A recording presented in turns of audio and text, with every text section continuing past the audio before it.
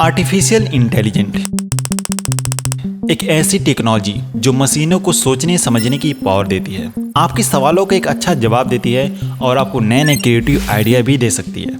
अगर किसी काम को करने में 100 लोगों की जरूरत पड़ती है तो वहां अकेला एआई उस काम को कर सकता है, और वो भी बिल्कुल कम कीमत में। आज के टाइम में एआई हर जगह फैला हुआ है। आपके टीवी में, आपके कंप्यूटर में, आपके मोबाइल में, आप हर तरफ से एआई से घिरे हुए हैं। आप उसका डेली इस्तेमाल करते हैं और आप अच्छे से जानते होंगे कि एआई कितना पावरफुल है और उसका इस्तेमाल किस तरीके से किया जा सकता है। हर चीज़ की शुरुआत होती है। जिस तरह हम लोग बंदर से इंसान बने, उसी तरह एआई की शुरुआत कहीं ना कहीं हुई थी। आज की इस वीडियो में हम लोग यही फाइंड आउट करेंगे कि एआई की शुरुआत कहाँ से हुई थी और आज के टाइम में ये टेक्नोलॉजी इतनी एडवांस कैसे है। 1942 एनिग्मा मशीन आर्टिफिशियल इंटेलिजेंट की टाइमलाइन में ये हमारी पहली पसंद है। इस मशीन को एलन ट्यूरिंग ने बनाया था। सेकेंड वर्ल्ड वॉर के टाइम में नाजी जर्मन सेना अपने सैनिकों को मैसेज इसी एनिग्मा मशीन से भेजती थी। इस मशीन में 26 इंग्लिश अल्फाबेट थे। कोई सैनिक अगर लेटर ए प्रेस करता तो मशीन के दूसरी तरफ लेटर वी की लाइट जलती। इसी तरीके से सैनिक आपस में बातें करते। 1955 father of AI John McCarthy. John एक कंप्यूटर वैज्ञानिक थे जिन्होंने डार्टमाउथ कॉन्फ्रेंस के लिए अपने प्रस्ताव में पहली बार आर्टिफिशियल इंटेलिजेंस शब्द लिखा। आप उसकी ओरिजिनल कॉपी देख सकते हैं। 1956 में फर्स्ट एआई मीटिंग हुई जिसका पर्पस यह था कि एक ऐसी मशीन डिजाइन करना जो इंसानों की तरह सोच सके। 1961 फर्स्ट इंडस्ट्रियल रोबोट यूनिमेट। इसका इस्तेमाल कल जनरल मोटर असेंबली लाइन में ड्राई कास्टिंग को ट्रांसपोर्ट करने और ऑटोबॉडीज के कई भागों को बिल्ड करने के लिए किया गया था। यूनिमेट अपने भारी रोबोटिक हाथों के लिए जाना जाता था जिसका वजन 4000 पाउंड था। 1966 में दुनिया भर के टेलीविजन पर पहली बार रोबोट देखने को मिला जब जॉनी कार्सन ने टुनाइट शो में यूनिमेट का वेलकम किया। रोबोट ने लोगों को प्रभावित करने के लिए काफ़ी एक्टिविटी की, जिसको देखने के बाद रोबोट की पॉपुलैरिटी काफ़ी तेजी से बढ़ने लगी।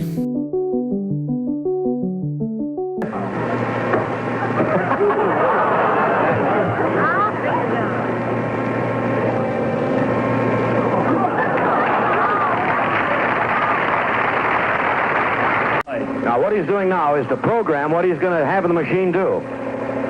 1964 the first chatbot Eliza. Eliza पहला चैटबॉट है जिसको MIT में जोसेफ बिजनबाम ने बनाया था। कंप्यूटर के थ्रू आप इससे बात कर सकते थे। Program that anyone can converse with via the keyboard and it'll reply on the screen. We've added human speech to make the conversation more clear. Men are all alike. In what way? They're always bugging us about something or other. Can you think of a specific example? Well, my boyfriend made me come here. Your boyfriend made you come here. He says I'm depressed much of the time. I'm sorry to hear that you're depressed. It's true. Artificial intelligence की timeline में Elijah chatbot एक बहुत बड़ी खोज है क्योंकि अभी भी इस पर काम चल रहा है। 1969 सेकी द रोबोट।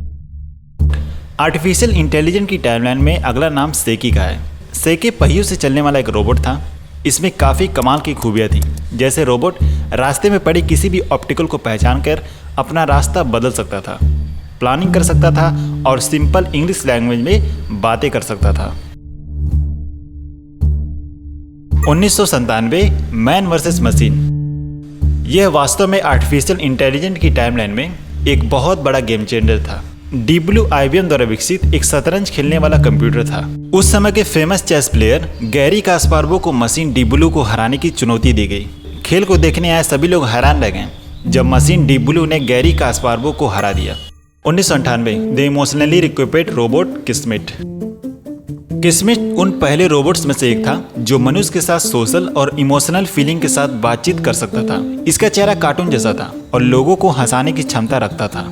इसके चेहरे के हाव भाव को बदलने के लिए मोटर का इस्तेमाल किया गया था, जैसे गुस्सा करना, हंसना, मुस्कुराना और भी तरह की एक्टिविटी तरह के एक्सप्रेशन रोबोट्स कर सकता। 2014 एलेक्सा। एआई की हिस्ट्री में अगला नाम एलेक्सा का है। एलेक्सा एक वर्चुअल आर्टिफिशियल इंटेलिजेंट है जिसको अमेजॉन ने विकसित किया है।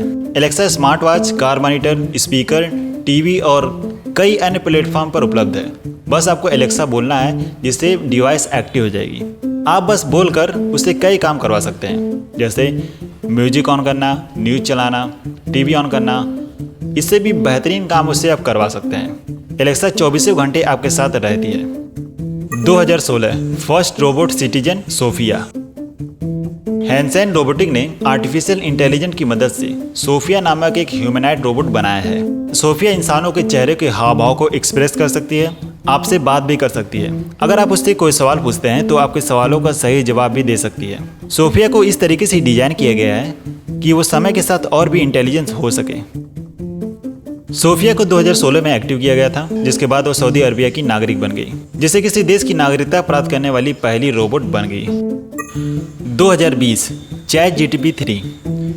चैट जीटीपी को 2020 में लॉन्च किया गया था, जिसने पूरी दुनिया में तहलका मचा दिया। आज के टाइम में लोग इसका बहुत ज़्यादा इस्तेमाल कर रहे हैं। चाहे आपको ब्लॉग लिखवाना हो, स्क्रिप्ट लिखवाना हो या कोड लिखवाना हो, ये सारे काम चैट जीटीपी आपके लिए कर देगा।